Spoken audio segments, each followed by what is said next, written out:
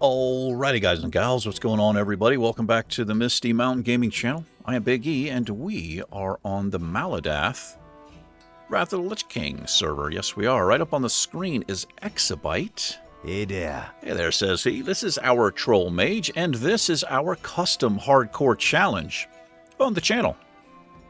It is called the Pugilist Challenge. And I'll put the rules up on the screen temporarily for anybody who wants to review them, but it's pretty simple. First and foremost, like all hardcore challenges, you are not allowed to die. If you die, you have to delete your character. But the big one in this challenge is we are not allowed to wear any gear or have a weapon. All we can have is blingy stuff, a neck, some rings, trinkets, and an offhand, provided the offhand doesn't do any damage. If it acts kind of like a passive effect, like a ring or trinket or necklace would, then we're allowed to wear it. Anyway, let's jump back into it. Got a lot of quests we can pick up, but what we're going to work on today are some Prowler Claws. Yes, right here. Prowlers of the Barrens. Collect 7 Prowler Claws from Savannah Prowlers for Sergra. And that's what we're going to do. Hope everyone's doing well today. Let me conjure up some food. And some water in reverse order there.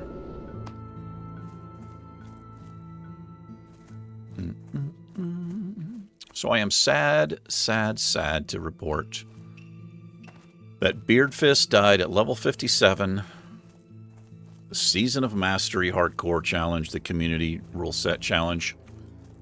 And he really didn't need to die, man. I just really got unlucky is all it was. I had the situation completely under control, and I was fighting a mob that did a knockback, and when it knocked me back, I was just in aggro range of an elite dragon, came out from behind a hill, and just happened to be flying by at that exact moment, and I aggroed it, and it was all over.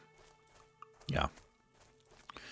Literally, had it been 2 minutes earlier or 2 minutes later, I would have been in front of the mob, or the mob would have gone by. The knockback, if I had been standing like this... I would have been knocked back parallel to the mob and not into it. Just like, it was so unlucky what happened to my character there. And I didn't really lose. I mean, I was panicked a little bit when I aggroed because it was an elite dragon, but I still had it. Like, I wasn't completely panicked. I still had it under control. But I just got unlucky with an additional knockback. My bubble fell off. And I got evaporated. Yeah. Horrible, man. But it was a good run. It was a good run. I had a lot of fun with it. I know I didn't really show much of it on camera. But what I was going to do is... I was actually literally just getting ready to turn that thing into a Let's Play. And I think I put an announcement out on the channel the day before I died. Yeah.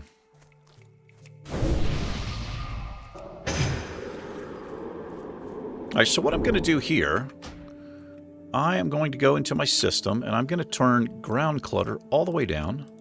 And these lions and stuff, look at that. Like, I didn't even see this. They just stick out for miles. Let's get this hyena out of the way.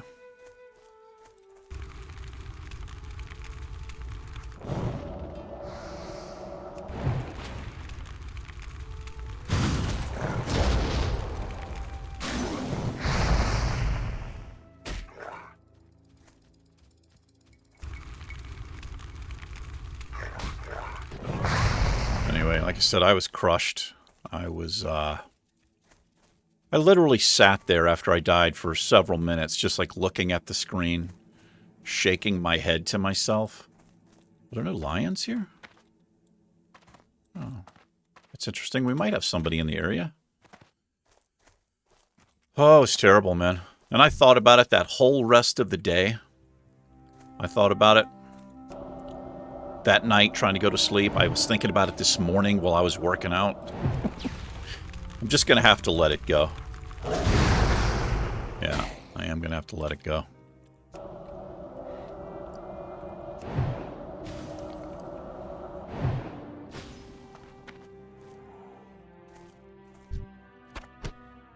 But I actually did roll another character and named it Beardfist. And I was going to go with Paladin again. Oh boy, oh boy. I thought I pulled this. But just because of time and everything, like, it's coming to an end, right? But I ended up rolling a new character late yesterday evening, you know, after the death and all that. Don't know how far I'll take it. I don't know. But I ended up rolling a Dwarf Hunter. Hunter is a pretty good class for the challenge.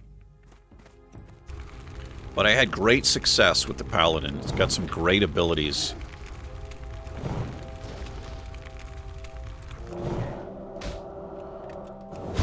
We need to do that. We don't want him too close to us.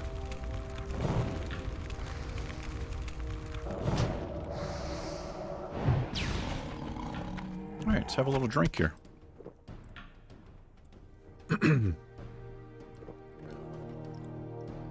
I'd also rolled a rogue. Human rogue. I got it to level 14 or something. I just kind of lost interest in it. I've kind of lost interest in that community and the Season of Mastery thing. And I mean, not lost interest in it, but I just don't feel like there's enough time to get it done again. But it's way quicker. It is way quicker doing a challenge when I'm not recording it, obviously. I tend to make less mistakes as well because I'm not narrating and stuff. And when I'm doing a Let's Play, I typically only play that character when I'm recording. So at most, like an hour, you know? Whereas Beardfist, I could play it for several hours at a time if I had the time. It just goes much, much faster.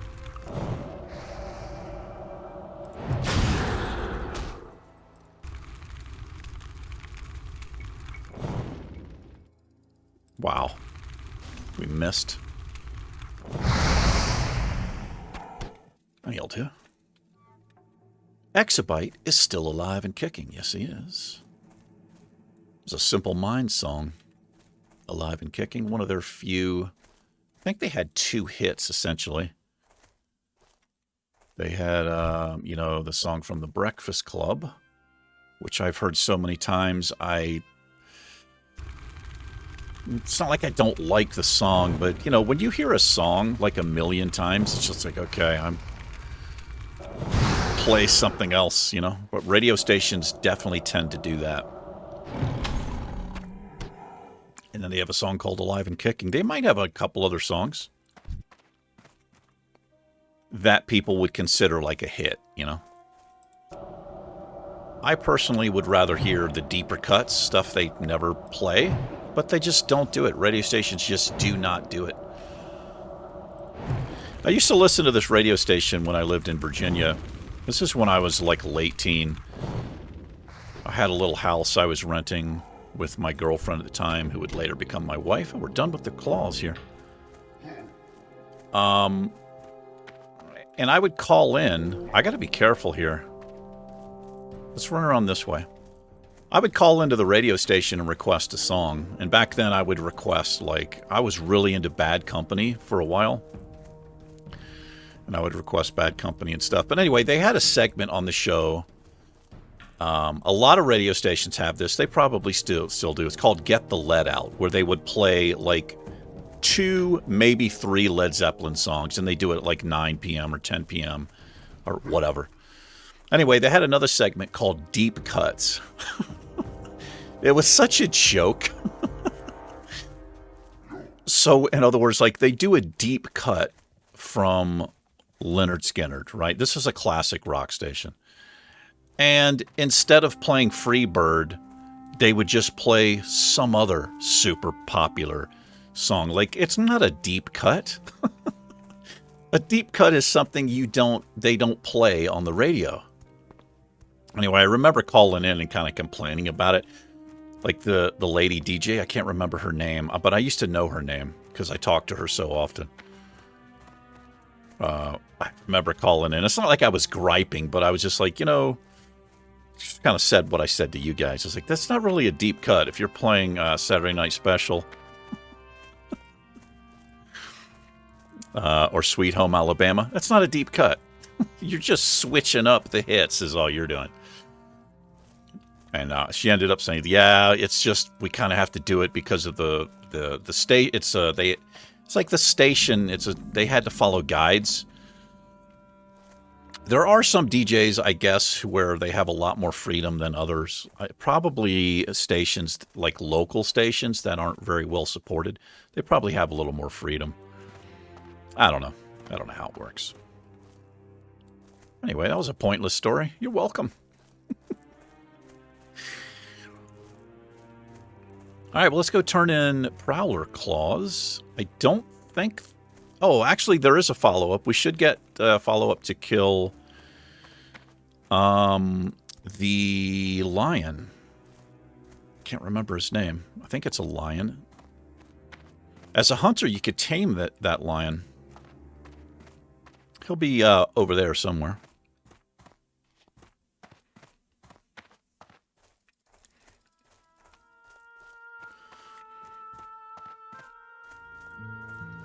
We'll sell it. We didn't pick up much junk, but we'll sell what we have in the bag here. McGraw. McGraw. I love having no repairs. That's our conjured stuff. Yeah, basically nothing. May your blades never dull. I don't use blades, bro. But I appreciate the sentiment. I understand what you're saying.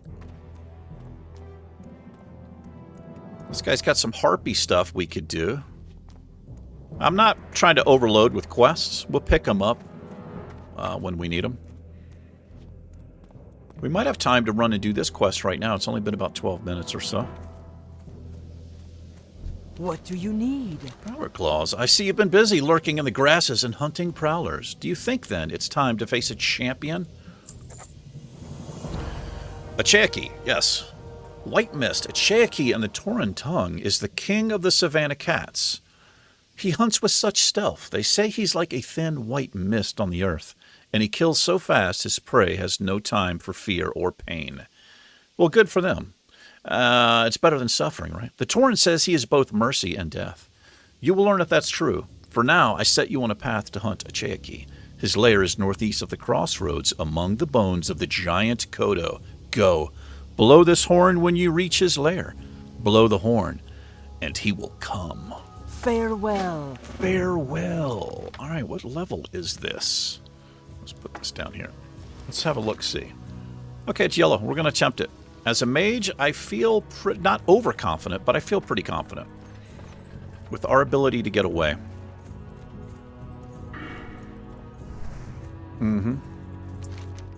He's going to be up here.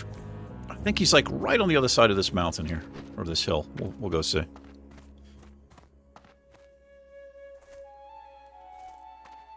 Looking forward to Halloween week. I've got some things going to be happening on the channel. I just recorded an episode on Finn, so sometimes when I do episodes back-to-back like this, I get confused on what I may have already said in a different episode. But if I haven't mentioned it here, I've got Halloween week, like that last week in October. For maybe 7 days in a row leading up to Halloween, I'm going to be releasing a story that I wrote, kind of a scary story, and I'm pretty proud of how it's coming out.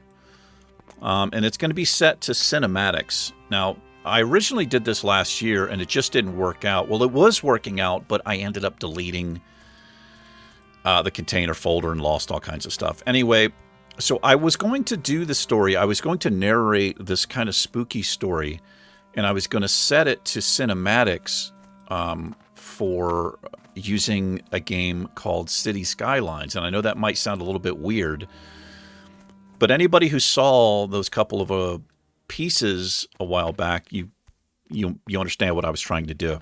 It wouldn't have anything to do with cars or buildings or anything. I was basically using the landscape in the trees and custom buildings that were scary and gravestones and all this. Anyway, I have been having a shit ton of problems with City Skylines. In fact, I could not even open it yesterday. I tried like a good hour and a half I spent on City Skylines. I had to delete all of my save points I had to delete all of my add-ons and stuff, and the thing was just hung up. It would get to like 99% loaded and would never open. So I kind of got tired of it, and I've decided to go a different route.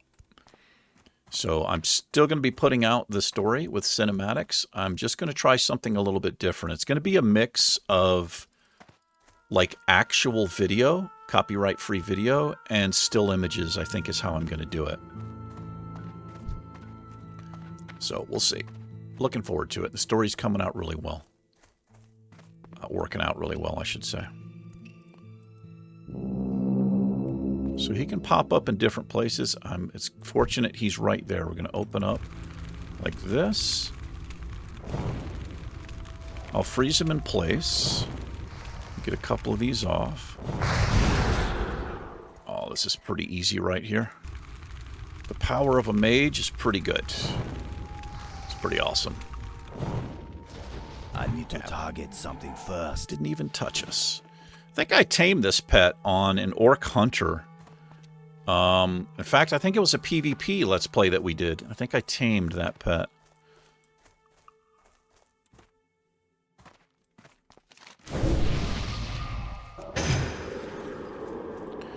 Alright, well... Oh, that goes to Razor Hill. I've got to change my Hearthstone here. We don't want to go to Razor Hill anymore. It's in Duratar. We want to go to the Crossroads. What's up, bro?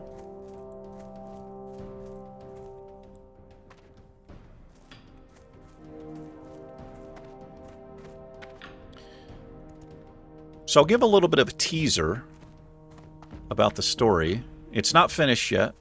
I've always, I'm